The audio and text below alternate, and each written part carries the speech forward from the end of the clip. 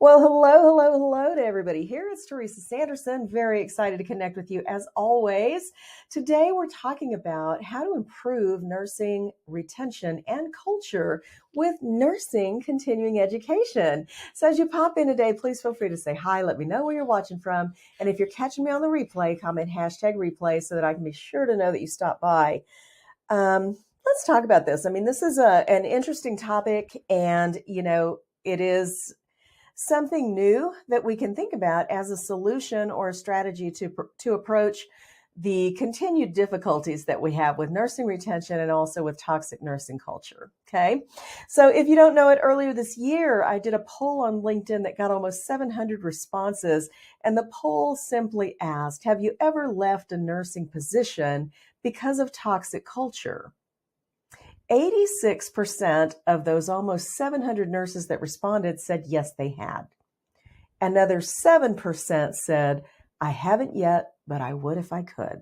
Okay. So clearly nursing culture is an issue, and we need to be supporting nursing leadership as well as new nurses with skills in communication, emotional intelligence, resilience, and strengthening their emotional toughness, right? It's another way of saying that.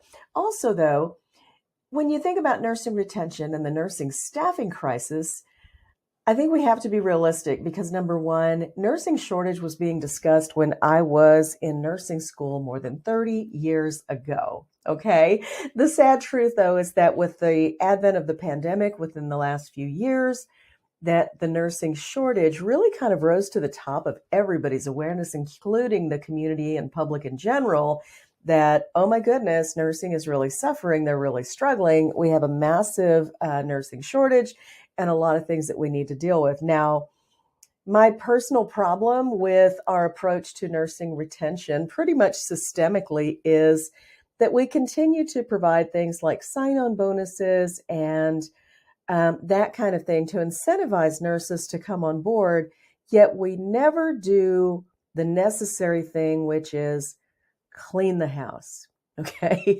And when I say that, what I mean is we cannot expect nurses to stay in the same harsh work environments that other nurses are leaving. Does that make sense? I think that makes sense. We can't expect to hire new, fresh, wonderful new nurses who are inspired and ready to do a great job to come into work in a toxic work environment. Okay. So, and then also we have to look at what's going on with our preceptors, because the role of the precepting nurse in any institution has always been, to manage their own workload and also assist with supporting a newer or novice nurse, right? But there's never been any additional time typically awarded to the precepting nurse. I mean, there might have been, maybe it was a lower patient load because you're precepting this nurse, or maybe the nurse you're precepting is only taking 2 patients or something like that. But still, the burden of patient care lies on the precepting nurse. Okay. Now with the nursing shortage, it's not any stretch of the imagination to know that the precepting nurse now has less time available than ever before to be able to mentor and precept in a meaningful way those new nurses. Not that this nurse doesn't want to. They just clearly are not set up to do that in a winning environment. Do you see what I mean? All of a sudden we're saying, okay, we know you're short-staffed and everything. Go ahead and do more with even less. Okay, that doesn't compute, right? Doesn't compute. So we have to be able to strategize and think, how could this look in the future if we took a different approach, right? How could nursing culture look? How could the environment and the workload of our preceptors change if we were to consider using something like nursing continuing education in an innovative way? Okay. And that's what I'm all about. I've always been about daring to do nursing differently. I think it's really important for us to think outside the box. And nurses are innovators. Nurses are mini MacGyvers. They're out there every day solving everything with like a toothpick and a straw, because you don't always have exactly what you need. So Nurses are inventive, they are innovative, and they are problem solvers. We just need to be able to think outside the box and think beyond the way we've always done it. That is the phrase that so irritated me as a new nurse, and I hear it today on nursing units. It's still alive and well when a new nurse asks, why do you do this? Why do you do that? This is the way we've always done it. Okay. Nurses, we can no longer be robots. We cannot accept the status quo. We need to buck the system and we need to ask for more. Okay. We need to ask for more. And so this topic today of improving nursing retention and culture with nursing continuing education, what's that all about? It just means, how can we use continuing education as a tool to really meaningfully educate nurses who are new to a unit, okay? Whether they're novice nurses or whether they're seasoned nurses coming to work in a new work environment, a new unit that they've not worked in before. Well, one of the things, the strategies that I would suggest there is allow nurses within your organization to teach what they are passionate about. If you have those precepting nurses who are highly skilled and able to educate and mentor your new nurses, what if it was possible to develop a nursing continuing education program that's all about onboarding that person? I'm not talking about reviewing the policies and procedures, anything like that, but what would every nurse on your unit need to know to perform nursing with excellence, right? Within their first year? What would they need to know coming out of the gate? And how could we structure perhaps a very specific and individualized, unit individualized, right, educational program that provided that nurse with a framework of, okay, this week I'm going to watch and learn and train on this module. Okay. I'm later going to schedule time to discuss that with my precepting nurse, but we don't need a lot of time because I received a lot of great information on that. So maybe there's just a list of Q&A that we might go over and have a supportive conversation in 15 or 20 minutes rather than, hours each day of trying to pour this content into each individual nurse on a one-on-one basis. Do you see what I mean? Can we do it easier, faster, better? Then the next step in my mind would be, okay, now that the new or novice nurse has had the education, they've met and discussed it with the preceptor, within that week or the next is the opportunity then to identify where's a real-time live nursing situation, patient situation who needs exactly what we just trained on. And how can we put that into play with hands-on preceptor oversight and mentoring and feedback at the bedside? How can we do that, right? And all of this can be coordinated, I believe, in a much simpler way to save a lot more time and energy and resources and really allow every facility to really shine in what they're doing, on their units. But the key here is having a nurse provide the education who is what?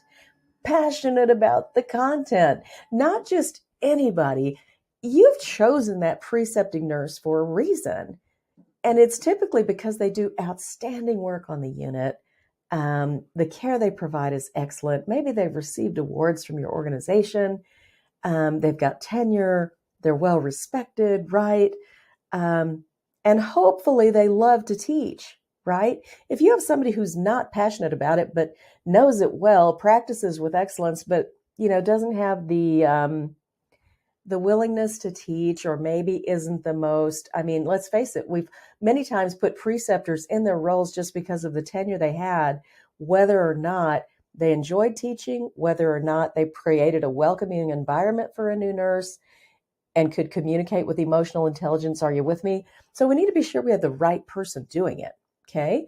But then continuing education can be a vehicle that is really time-saving and can really push things forward in a positive way. And you know what else will come along with that is that when nurses feel like they are supported and that the work environment is really feeding into them, right? I have a movement I've started called Nurses Feed Their Young. And this is a lot of what it's all about, is just being able to, really hand down what the veteran or seasoned nurses know and pass that down to the next generation of nurses and pass that down to the next generation of nurses, right? Nobody should have to start from scratch and feel like they have to fend for themselves on the unit. There is a patient at the end of every need, right? And so we have to have that patient in mind.